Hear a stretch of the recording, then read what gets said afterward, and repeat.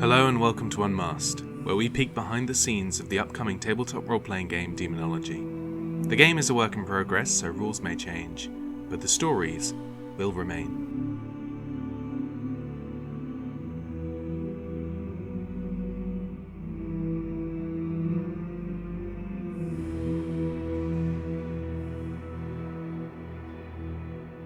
Hello, and welcome back to Demonology Unmasked, Episode 2. I am here today myself. I am Alex Wilcox. I use the pronouns he, they. And I am Siobhan Brown, and I use the pronouns he, him. Lovely. Last time, we had a little look at the general setting of Demonology. We had a little look at what the Inquisition is made up of, and a tiny look at the cosmology of the world. Then, how to make a character using the mechanics of the game. This time, however, we are going to be going deep into the lore of the demons and the demon's hand. All that good witchcraft stuff. And then we're going to have a little look at monsters. And we're going to chat to one of our illustrators for the project, Mo. So we'll chat to her later. And for now, let's just get a cracking.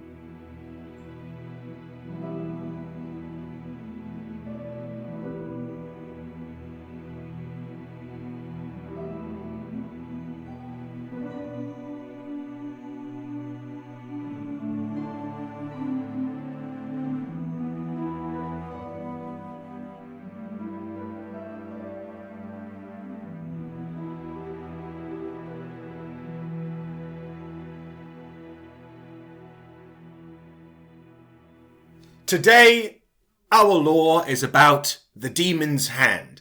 The demon's hand is what we call the witch. For a demon in hell requires a hand in the mundane world to act. But who do they serve? We touched on the cosmology of demonology last time around. But when we drill down into it, hell is structured in 9 layers. Each of these layers is ruled by a king, but kings by themselves cannot rule hell. Beneath them we have princes, we have dukes, we have barons. Now, do not allow those words to make you think that all of these characters are men. They are not. Those are simply the words they use. I think you also imagine they probably have like a word in Enochian for these titles, but we just can't pronounce it. Yeah, I've always imagined that demons just don't have any genders. They've no interest in that. And for any of you fans of Christian theology, you will note that angels also have no junk. Yeah, they're just smooth down there. Like Barbie and Ken, except evil Barbie and Ken. Barbie and Ken are angels.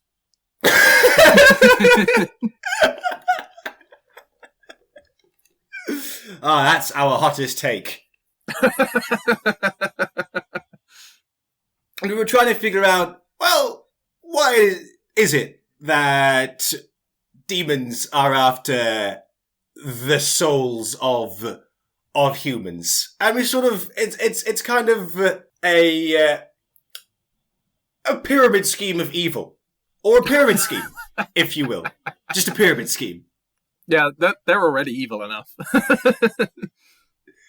And what this pyramid scheme is the pact, essentially. What's the pact, Wilcox? The pact itself, it gives them incredible power and access to all of the dark magic that the Hells can offer. But it comes with a few caveats. Doom. The witch will slowly start to have their soul seep over to the Hells. And this is in no way as fun as having half your soul in the Fae. No. It's like half your soul in the Fae, half your soul is, going to dances and having court parties. This is more like half of your soul is slowly being siphoned into demonic magic. And that's bad vibes. I don't like that. I don't like that feeling. I'm imagining that feeling. I don't like it. The pact also comes with transformation that may or may not have been bargained for. Depending on the powers that the hand is going to get, they're also going to be transformed to take on that form a little bit more. So going from all manner of monsters, they'll start to get on certain traits of them. So, for example, a hand that learns necromancy might be made completely spectral, or a hand that learns evocation and essential magic might start to spontaneously combust. Now, anybody can take a pact with the devil. And in fact, we both, when we run sessions, have very different styles of witches. So, Siobhan, what do you usually go for? My style of Demon's Hand is wealthy capitalist bastards who already have all the power and just want more. These are your witches in Penny Dreadful. These are they already know the power that hell can give. They're very cognizant of it being a bad thing, but they also really want to either live forever or have all the money in the world. Conversely, the hands that I usually create are those people who've been very much a victim of the temptation, and they're a little bit caught in over their head.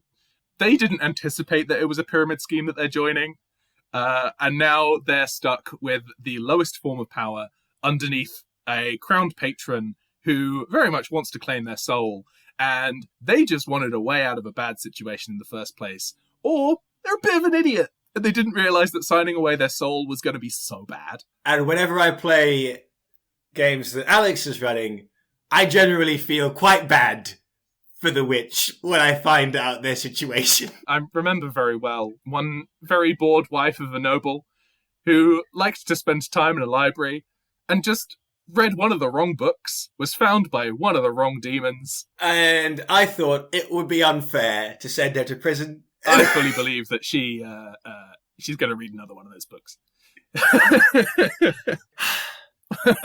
What could I say but womp womp? Waka waka. The pact itself has one core way of being undone. And this is what the Inquisition use itself. And they've developed a means of excommunicating someone from a pact and sometimes managing to undo these transformations. Now, this is the main way in which the hand's soul can be ensured that it's not going to go to hell and be used for demonic magic. It's a way in which the Inquisition can start to unseat all of that power, that soul magic that hell has. So generally, it's a good thing to do. But sometimes the hand may not survive this. Yeah, that's if your excommunication goes bad. So, you want to make sure you're pretty good at your excommunications. And then once you've saved this person from eternal damnation, you take them to the Concilium, where they will treat this person who had the literal powers of hell in their body. Now, the Demon's Hand is not inducted just by themselves. They may want to get something bigger done. Or it may be a group of people who have fallen into this temptation. Yeah, Crown are going to give out as many pacts as they can generally do. So if they get to find dozens of people across the country who's going to take their pacts, I think they're going to say yes. And these people can either form up into covens under a single patron or covens under a few demonic patrons. The bigger the coven, the more the witches can act, the more they can do in the nighttime, the more havoc they can wreak, the better they are at concealing themselves. They also, they'll meet in a covenstead, which they'll be able to use to perform all of their dark magics, which, if you can find a covenstead and burn it to the ground, that's great. That's great. It's very difficult for these large conglomerations of witches to meet if they don't have the building in which they usually meet. The covenstead is our nod to the idea of the Black Sabbath. We also have Black Sabbaths in the game, which witches may travel to. Their hands themselves, the powers that they exactly get, they're a few different things. As we've spoken about before, they get those transformations which make them much more powerful, but they also get ephemera objects, which they are able to craft. Now, the reason that these ephemera objects are unique to the hand is because to craft them, you need pacted blood. So they can only really be crafted by the demon's hands, and the Inquisitors won't really get their mitts on them. So these include different poultices, potions, poisons, and incredibly powerful artifacts. do you have a favourite hand artifact? My favourite is probably the Dagger of the Great Beast. Dear. Yeah. I like the idea of holding and possessing a dagger that allows you to control the most powerful of monsters. That usually they just be like, nah, I'm not going to join with a witch. I'm my own power. But the Dagger of the Great Beast, you make this, and then anything is going to be completely under your control. I am a huge fan of the Black Diadem. It's very dramatic. It's very high camp.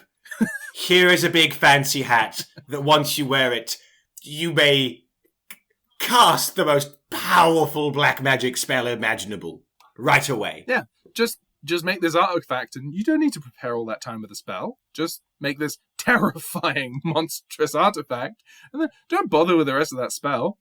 Oh, but it requires a child sacrifice. It doesn't matter. Yeah. We will need the soul of a child for this. Oh, no, don't worry about it.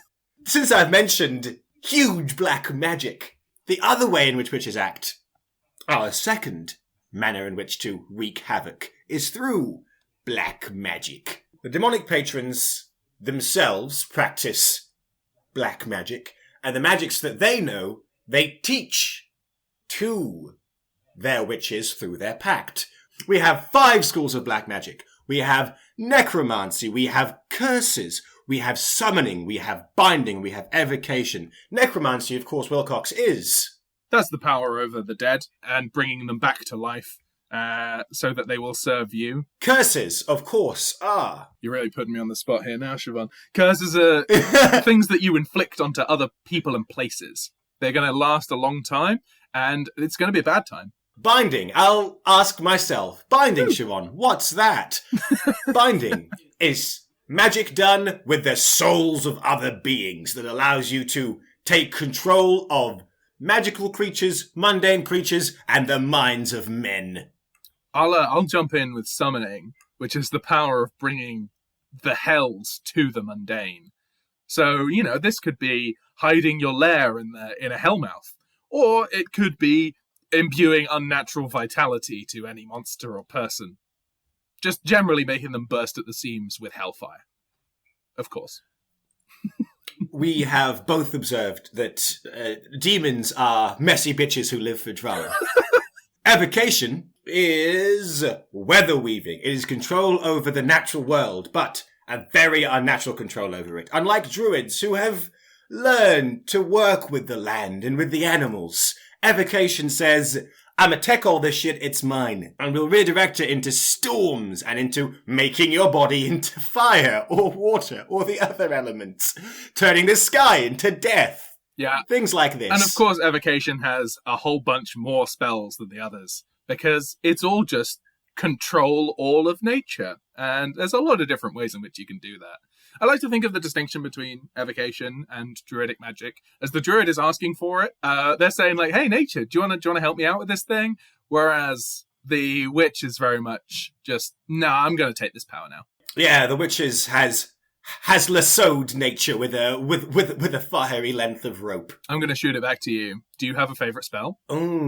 Very good. One of my favorite spells is absolutely a binding spell. Interesting. And it made me think goodly of me. It's only a hex, but it's so creepy. It's so creepy. Think goodly of me. The hand takes control of a whole town's feelings, and people will just forget things they have seen. And if you accuse the witch, everyone will hate you.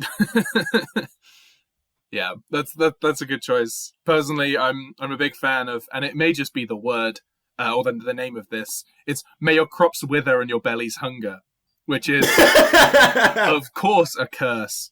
And it's in legacy to the idea in Irish folklore of hungry grass, where if you walk across the hungry grass, you will become hungry. So "May your crops wither and your bellies hunger" is a copy of an ancient unseelie curse. So the last thing that hands get a power over is monsters, which is what we're going to deep dive into the mechanics of. So we're going to talk and take apart the monsters.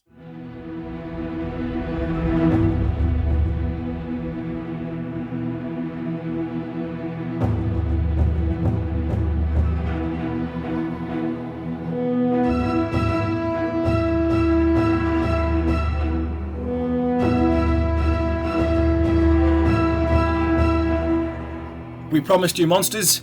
Here are some monsters. There are 6 different schools of monsters. That's right, I only said 5 kinds of black magic, but there are 6 kinds of monsters. You've been deceived. What's the 6th kind, Wilcox? The 6th kind are the Unseelie, the evil Fey creatures who are generally out to cause mischief, chaos, and don't have too much of a healthy relationship with humanity. But conversely, they also don't like demons. They just don't like anyone, really, do they? I can't think of a single thing that the Unseelie actually like. Apart from each other, and maybe not even each other most of the time. Yeah, no, I feel that's true as well. They're belligerent. The Unseelie are going to pop up, and maybe you'll be able to manipulate them into fighting the hand rather than fighting you yourself. But generally, they're going to be causing chaos and more problems. So we've included them as an extra school of monsters in there. But the other 5 are tied to the schools of black magic that we have just been discussing. So, Siobhan, what is the first? The first, tied to necromancy, are the undead. These are creatures risen up from the grave to wreak havoc. Mostly, they are enthralled by the hand. There are a few, as there are in every school, legendary monsters who generally cannot be enthralled. But the undead generally are your skeletons, they're your revenants, they're your ghouls, they're your conglomeration of corpses smashed together into a giant... As is common. What's the next school, Wilcox? The next school are the cursed. These are creatures that have been subjected, usually humans, who have been subjected to a powerful curse which has transformed them and their mind. So you find in this school some of the more common folkloric features of werewolves and vampires, but you also get some more unique ones. The Owlman. The Wodawusa, who they are hairy forest people. The Wodawusa might be English Sasquatch. Oh, yeah. That's who they are. They're also, like, outside of the curse. Wodawusa, they're generally just, like, good folk who live in the woods. Give themselves to the Green Man. Following on after curses, we have binding. Binding, as I've said, is magic to do with the soul, and so things that have been subjected to soul binding are the bound. These are magical and mundane creatures who have had their minds manipulated to serve the hand. On the mundane side, we have badgers, wolves. Oh, yeah. And on the magical side, we have things that you may recognise, such as Chimera and Grindylows. We also have stranger bound creatures, like the lion boar, which is precisely what it sounds like. Now, the next coming on from that is the Called. These are created or brought about from summoning magic.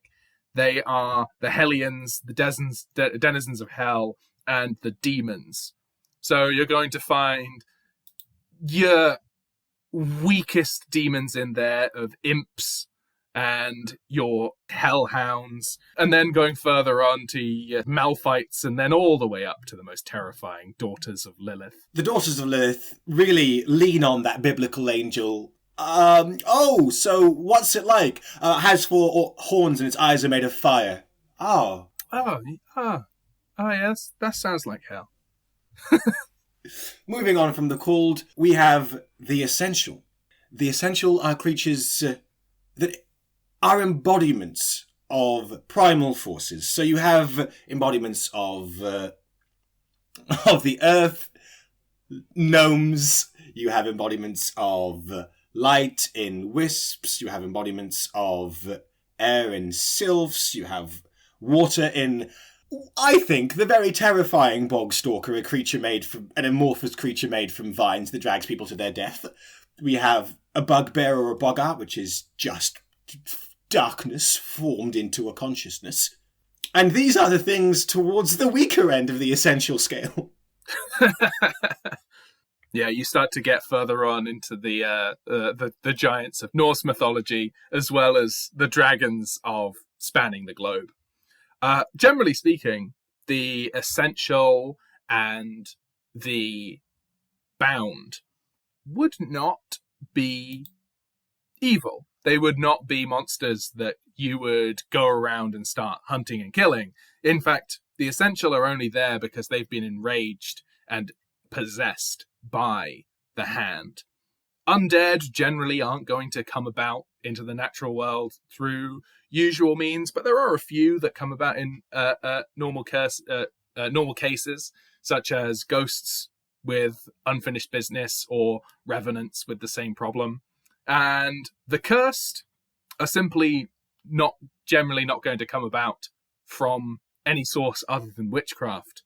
And the called, the demons, they're not usually going to be residents of the mundane planes, which leaves space for sometimes you to encounter monsters that are not under the thrall of a hand. And potentially, if you make the right sort of choices, they might become your allies, and they might start working to help the areas that you're with. And so today, we're going to cover 3. Today's 3 are gnomes, neophyte vampires, and the Hogbui. Gnomes are essential, neophytes are cursed, and the Hogbui is undead. But what are these creatures?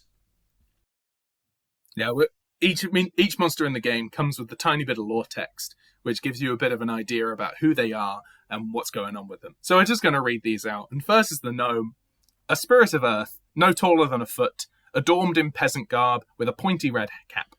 They run fast, thief aplenty, and live underground.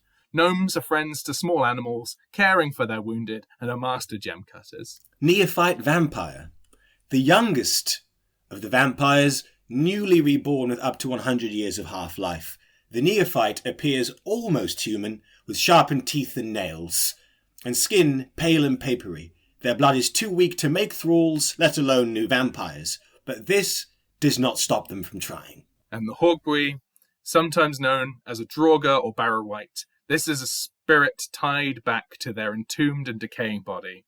The Hogbui's true form is a swollen, blackened walking corpse with white shining eyes. While they may shapeshift, they can never mask their eyes or their stench. These are the 3 that we're going to be working with, and we're going to talk about what makes them up together. So with this regular Chuckle Club, they have what we call acts hysterical. In the game, hysteria is a measure of how panicked a region is feeling. And the presence of monsters will contribute to a rise in hysteria. How do they do this? With their acts hysterical. These things happen at night. So, examples of acts hysterical from each of these monsters, these things that they do at night that make the region a little bit uncomfortable. The gnomes can go about pilfering. They perform a small raid, stealing items and hoarding them. A hand can direct a monster to conduct an act hysterical, and so in this case, a gnome conducting a pilfer means that they'll collect materials or spirit and steal something away. Now, the vampires act hysterical. As you heard in their lore box, they cannot make thralls and they cannot make vampires, but they will still try. And their act hysterical of young blood can, like with pilfer, be compelled. They will try and enthrall someone by drinking them almost to death and giving them their blood, or that person will simply die because the vampire's blood is not strong enough to make a new vampire yet. And finally, the Hogbui's, the Draugr's curse. A settlement nearby their lair is cursed. Any that die are risen as Draugrs that essentially appear as skeletons, and they are enthralled to the monster.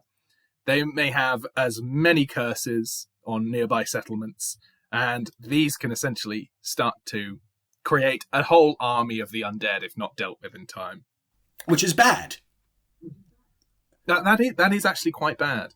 Now, just because they've got these acts hysterical, it doesn't mean that they generally sit around like a lemon for the rest of the time. They are going to be doing bad stuff and sort of making the realm a bit more dangerous. So anything that might come near their lair might end up being attacked or wounded or even killed and taken in, which might start causing disappearances, which in turn will raise hysteria, and hysteria will just start to compound from there. So your best course of action is to deal with the monsters in short time before they start making everybody quite panicked. Now, this leads into the core stats that the monsters have. Now, each has 4 that sit along the top that start to tell you a little bit about them. Firstly, they've got their primacy and their number. Now, a primacy describes basically how powerful that monster is, and the Demon's Hand has a certain primacy score. This describes how many monsters they can control. The primacy of a gnome is 1. Let's say a witch has 3 primacy. Gnomes come about in groups of 6.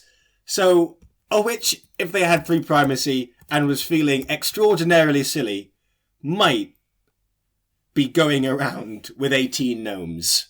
They might, if they so chose to do this. That would be A, a sight, but B, actually quite a terrifying thing to do.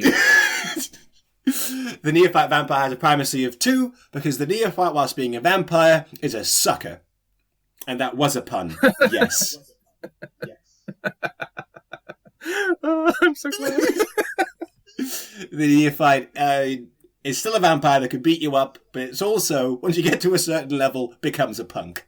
So you could theoretically have a neophyte and a group of gnomes.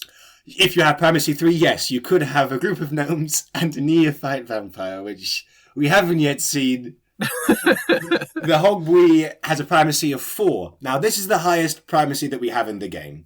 Beyond this, you get legendary creatures who generally need to have other ways of encouraging them to work with a witch. Yeah, we talked earlier about the artifact that allows you to enthrall legendary monsters, but generally legendary monsters are going to be their own agents in the world. Maybe working with the hand, but similarly to the Unseelie, they'll be able to be convinced to not be working with the hand. Their next 2 stats are attack and strength. Their attack indicates how many actions they'll be able to take each round in a fight, and their strength indicates how powerful they are before they can be beaten down.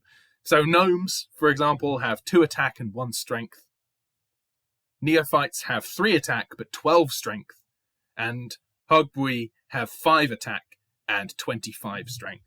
So a Hogwee will be able to take 5 different actions in a turn, and be able to take 25 damage. They're pretty damn powerful. But a neophyte, for example, will only be able to take 12 damage and only take 3 actions. And the gnome can take 2 actions. The gnome has 1 strength because it's a gnome. Yeah, throw one out the window and it's pretty much over done with for the gnome there. Yeah, it's pretty much over. So, in a confrontation, which is the fighting that you'll get into, in a confrontation, it works in rounds. Firstly, the players will go, the guests, and then the monsters will go. Or, if the monsters have surprised the players, the monsters will get to act first. Now, each turn, the monsters will get to use a number of actions equal to their attack. So this includes moving, this includes dealing damage, this includes using something that we'll get to, which is axe combative. Each monster has access to a set of universal actions, which include, as I said, moving and attacking, but also things like accosting people, grabbing them, throwing them, pushing them, and doing all that good stuff. They may also use their attack to buy acts combative. So, for instance, the Hogwee has an attack of 5. It could use 3 of those attack points to shapeshift, or 3 of them to engage in what is called Sundering Vigor, where with the Hogwee's weapon, or simply their enormous strength, crush the bones of an enemy with a strike, which would inflict damage, cause severe injury, and because you've just been sundered. Yeah, I really don't want to be sundered. That doesn't sound fun. Conversely, the gnomes act combative. They have 2 attack. Now, gnomes, as they come in a little mob of 6, can combine their attack in order to do things. So their act combative is Brobdingnag, named after the giant in Gulliver's Travels, where 2 of them jump onto an opponent, bringing them down and tying them up with little ropes and pickaxes. Their The target will then have to start to try and escape with just a brawn test. The neophyte vampire, as I said, being the punk vampire, they have 3 attacks, so they could choose to spend 2 of those attack points doing their short-lived feast, which is where they, if they've grabbed you within a cost, they can drink from you, dealing some damage and healing themselves, or they can do beaten wings and transform into a bat and maneuver faster. Now, the neophyte vampire being the punk vampire, as you go up the vampire scale of age, the things that the vampires do become much, much worse, and they look much less human. Yeah. So I think of now I only know Dracula in the Castlevania sense from Smash Bros, but I do think of second form Dracula, who's just a big beefy bat. There's potentially an inclination that when you come across a monster, you just want to fight them and you just want to defeat them. But that's not always the way you want to go. Some monsters may simply be much too strong to come out with a full frontal attack at. For instance, the Hogbui. Instead, in those cases, you'll want to be aware of their weaknesses and their resistances. So some monsters will have a vast array of resistances that make them completely invulnerable to any sorts of damage that you might be able to do with them with mundane weapons. So you're going to need to start thinking about the ways in which you can get around this. So, for example, a Hogbui is immune to any dark magic and any form of damage from the cold. They're also resistant to any iron weapons, and they are revived unless returned to their resting place, and enraged if you enter their resting place. So they are generally, all round, a bit of a nuisance. However, you can start to do a lot more damage to them if you take into account their weaknesses. So they are vulnerable to face steel, they're vulnerable to silver, and they're vulnerable to fire. So all of that will deal extra damage, and they are killed if they are returned to their original resting place. So there's a possibility that you'll be able to deal with a Hogbui without any problem occurring. Whilst the neophyte vampire, their resistances, they will be revived unless you dismember and burn them. And even though they are a cursed creature, the curse they bear is the mark of Cain. You cannot counterspell the curse that is in their blood. Other curses can be counterspelled, but not this one. A neophyte has also been around for around 100 years at this point. If they're counterspelled, they will also just die. Yeah, they are. You can't turn back to a human form after, a century of life. They just die. And again, being very new to this, they are weak to a lot of stuff. They are vulnerable to holy water, to fire, to sunlight. They can't cross running water for some reason. Just think of all those things that vampires are usually weak to, or weak to in the most extreme cases. They're weak to that. As they get older, they start to lose some of these weaknesses, but they're really vulnerable to stuff. And then finally you come across gnomes. Now gnomes are in the case of something that isn't evil. Like, gnomes aren't bad. They're just spirits of Earth itself. So you might want to start thinking about counterspelling a gnome. Because if you can release them from the thraldom of a demon's hand, then they might start to work on your side. Now, their weaknesses are they're lured by gems and jewelry. They just like to have them. And they are banished if their hat is stolen. And they are terrified by dogs.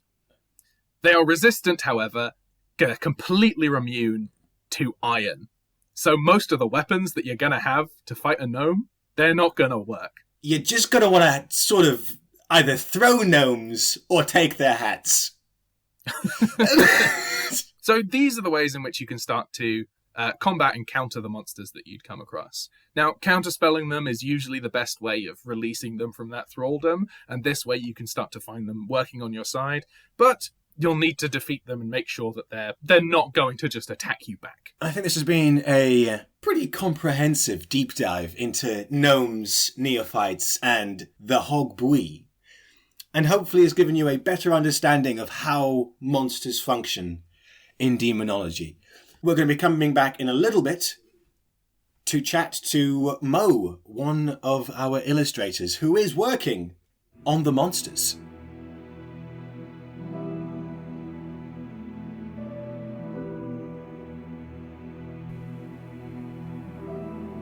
Hello, this is Alex just popping in after the fact to say that this next conversation has spoilers for episode 4 of the actual play. So if you want to avoid that, then have a listen to that first, which will come out on Tuesday of next week.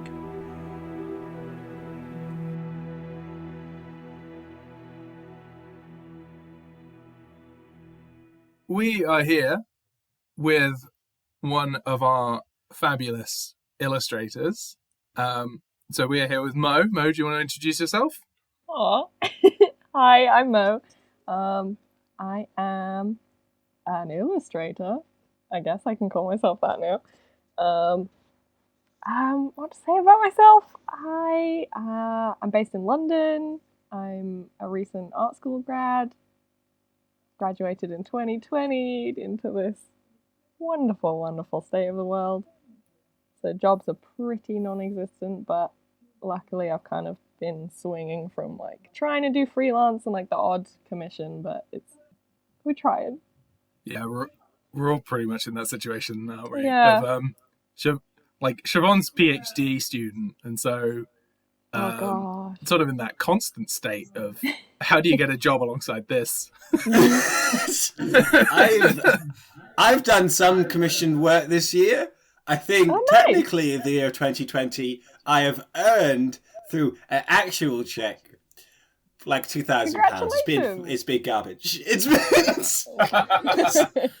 But you can live off that, right? That's a year's salary, right? Yeah, absolutely.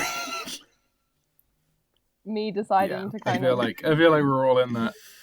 do a card, like a Christmas card, for like 20 quid, thinking that that's gonna be okay. Or I did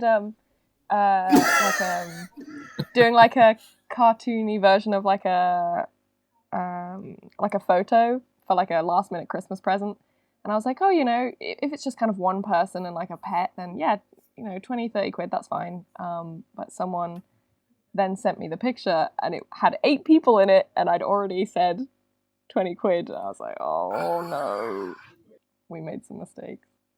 That is thoroughly upsetting. Yeah, it's okay. We learn. Yeah. So, what exactly are you doing on the project itself? I am illustrating the monsters in the Monster Almanac, I guess. Doing a bunch of little illustrations, or like doing all the creepy boys. So you've already put together a lich and a chimera. The lich is looking terrifying. Yay! Absolutely. Like horrible. I'm so glad. In the right way. It's always weird to describe it because it's like, this is horrible. I hate it. It's disgusting. It's a bodily reaction. Like in my gut, I'm afraid. It's great. It's exactly what we want. Oh, I'm so glad. I'm so glad, honestly. That's what I want my art to instill in people. Pure fear and disgust. It's that classical, thank you, I hate this. Yeah. Oh, thanks. I hate it. So we've played a few games together now.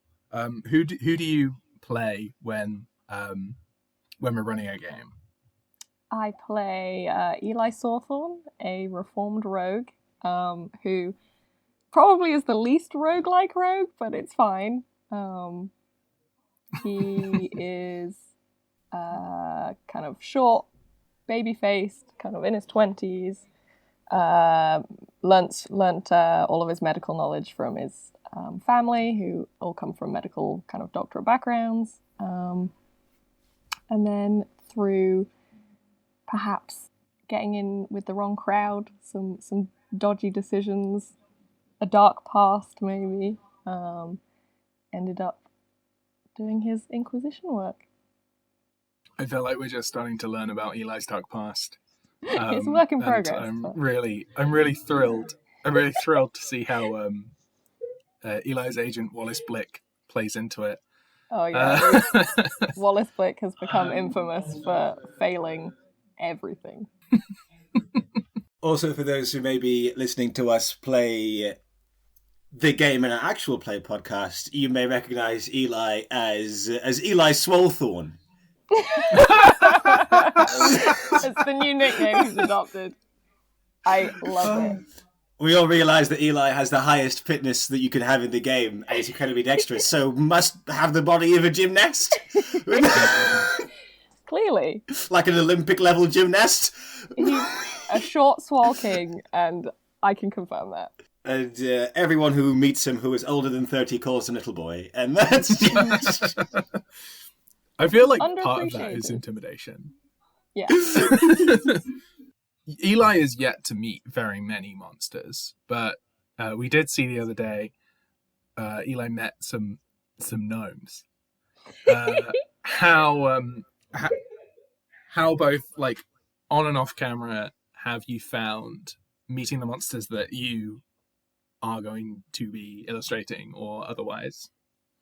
I mean, firstly, like just reading through the list of monsters, there's so many, which is so cool. There's a lot of kind of names that you'd think you'd recognize, but when you read into it, it's not quite what you expect. Like they're slightly a different take, I feel, or there's a couple of monsters that you kind of don't see as commonly, which is really exciting. Some of them are mad. I think, I can't remember quite the name of it, but one of them was described as like a dream squid, which I'm so excited to try and draw. The Ephialtes, yes. Ephialtes. The Ephialtes. The Dream Kraken. The Dream Kraken! Umbra Odium. Yeah. I guess that was literally us sitting like, well, we don't have a kraken. We need something big and dreamy. Yeah, let's have a dream kraken. You've got that. You've got like the lich or the vampire or the kind of werewolf-esque creatures and dragons, but then you've got, on the other hand, all the much more bizarre ones like the dream squid, which is just so good. I think you covered all areas. So, have you? Do you have a favorite monster, sort of like from the list, or any that you've encountered, or is it that dream squid, or? I mean, sadly, I haven't met the dream squid in gameplay yet, but that's true. When that happens, very excited. When that, I don't know if that's excitement. I feel that's a runaway. I mean, I wasn't super aware of the gnomes before I encountered them in the last gameplay, and they have really stolen my heart. I kept thinking. I messaged Siobhan afterwards that I was hoping that A, you would try to throw a gnome out the window, and B, then the gnomes would topple you and dangle you out the window. Oh, I was God. really hoping that those two things would occur, but no. That would have been so good. Eli was too sneaky for that.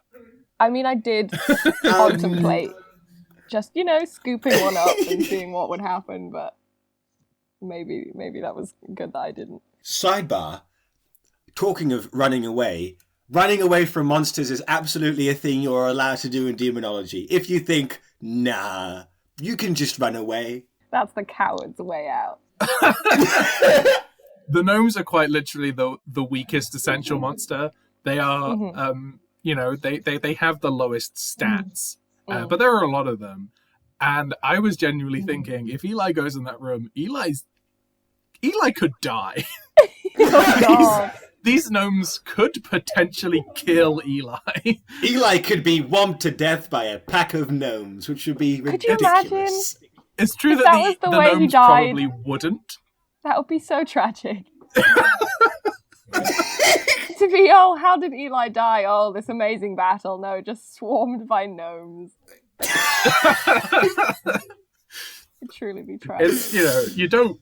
I mean, imagine 6 1-foot-tall gem cutters. They've got little pickaxes. Like, if a human being were to go into a room full of 6 of them, it's not good. You wouldn't leave alive. He'd at least be maimed. Yeah. Badly. Have you had a favourite moment of play in general? And this can be from, the campaign that we've had on air or behind the scenes. I mean, I think like one moment that like really sticks with me in terms of kind of Eli's character, I really enjoyed. I think one of the first kind of fights we had was with a pack of wolves.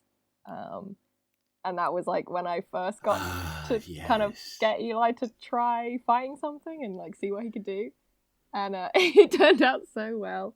It was essentially most of the characters were running away or being injured or maimed in the background. But Eli was able to run at a wolf with his hunting knife and essentially kind of throw the wolf off of him.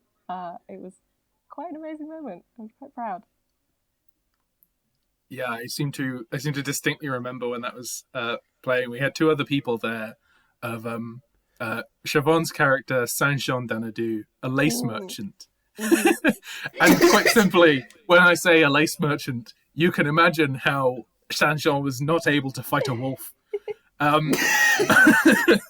But also, aside from Saint-Jean, we had Professor Bernard Del Toro, whose backstory is that he hunts vampires on mainland Europe. And he was also not doing very well at all against the wolves. And then Eli, just dashes in, hunting knife ready, just like leaps on one. Oh, Incredible. So fun. There was definitely some healing that was... Did Eli catch a wolf mid-air? Yeah. Yeah, it was leaping at... The wolf was leaping at Eli. And then... Oh, so good. I could see it in my head. Yeah, my God, this is so fun. Because up until that moment as well, Eli had been like, "Oh, I'm quite new. I'm probably a bit nervous. I'm not sure how well I fit in, or all these other people. They're so much more experienced than I am." And then that wolf fight happens. Eli absolutely butchers the wolves, while Saint-Jean and Bernard are just running around. I remember distinctly falling over. I remember distinctly Saint-Jean falling over. I do remember the word mauled being used. Yes. My Saint-Jean's arm was mauled as he fell over. Saint-Jean. He did make it through though. He recovered. Yeah, it was it was a lucky instance that Eli was there. I mean, that must have been my second session, first or second. It was the second? Second, yeah. Yeah, either second or... Yeah. Because Saint-Jean only arrived on the second. Even by, like, only knowing the game for one session previously, it kind of was really nice to kind of really early on kind of get it and get really into it, and I was able to kind of, like, see the world and understand the characters a lot better. It was very... like inviting and imaginative, and it didn't take me long at all to kind of really get stuck into it, which was really good. Have you played any RPGs before for Demonology? No. I mean, I had basic knowledge of like D&D. I mean, very basic. Like tried to play when we were younger, but never really did a whole lot. And listened to some previous podcasts. But other than that, like I'd never actually played anything. So I've always wanted to. So this has been so cool to be a part of. But yeah, no, I thought it was fantastic. Like it immediately made sense to me. Well, yeah, that's good to hear. It's definitely been nice to chat about it as well, and get to know a bit more about Eli Swalthorn. Yeah, absolutely. Short King. Short King. I think potentially what I want to ask is sort of like a leaving note, or sort of like question. Mm-hmm. What are there any monsters you're really excited to illustrate? And if that is gnomes, that's absolutely fine. I mean, absolutely, the gnomes have moved to the top of the list, but there was. I mean, I've done some sketches for Daughter of Lilith, which is really cool, and I'm also weirdly excited about drawing a Dullahan. Oh, very cool. We swing around to Sleepy Hollow again. Yeah, Siobhan and I earlier were talking about how it's shameful that neither of us watched Sleepy Hollow recently. Yeah. And that's our own fault. And so now that you mentioned the Dullahan, I think it's more emphasized that we just need to Just need to all go away and watch Sleepy Hollow. See it looking very dramatic and dark, and a lot of movement, and I'm very excited. Yeah, I mean, I can tell that we are too. For those unfamiliar with the Dullahan or the Gencrane, it is the Headless Horseman. Except the Headless Horseman in Irish mythology is not a normal fairy. It is essentially a fairy demon. Mm. Oh no! What a perfect combo. Yeah, perfect for this game. Absolutely. What more could you expect? And rather like all the demons I spoke of, it is a messy bitch who lives for drama, because why carry around your own head if you want a messy bitch who lives for drama? Yeah, they could just not do that. They could put their head down somewhere. Yeah, they choose to do that. Just What duct is the tape it advantage back of on. carrying around a head, really? Just, you know, you'd have an extra hand free. Yeah. Anyway, this has been lovely to chat through. I think we've had a nice little conversation here. So, thank you very much for joining us. Thank you. Thank you very much for telling us a bit more about the monsters and the process behind making them come to life. And be back on the actual play in no time at all. So Honestly, I've been enjoying this process so much. Like, it really is. Kind of the dream project. that is, well, I mean, it is for Sean and I as well. Yeah. Certainly. So it's very nice to hear that it's the same for you. Right. Well, thank you very much, and we'll see you soon. Thank you. Bye-bye. Bye.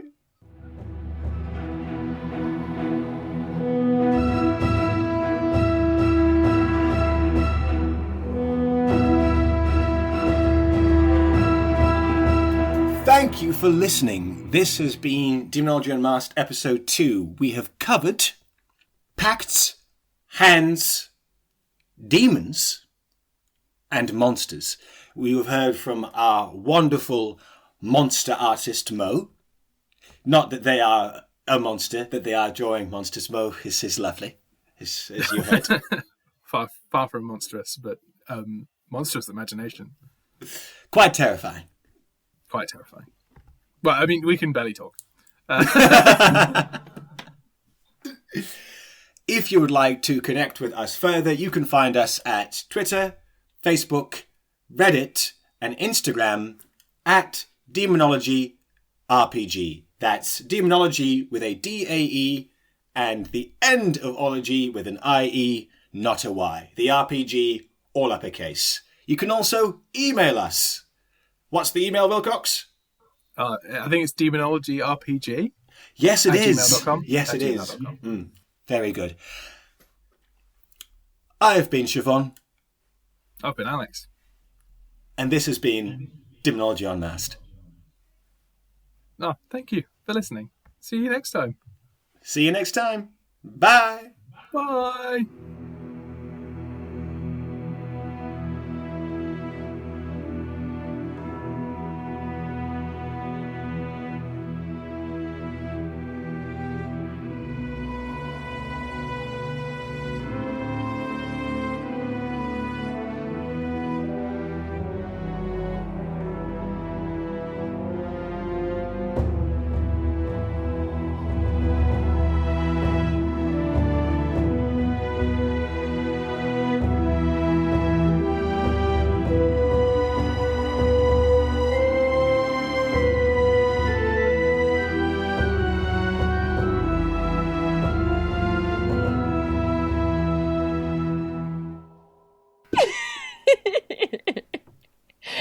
Was it that bad? Did you dab first? It looked like you dabbed. Oh no. They don't need to know that. I was like, Mo's out of here styling it. It wasn't intentional.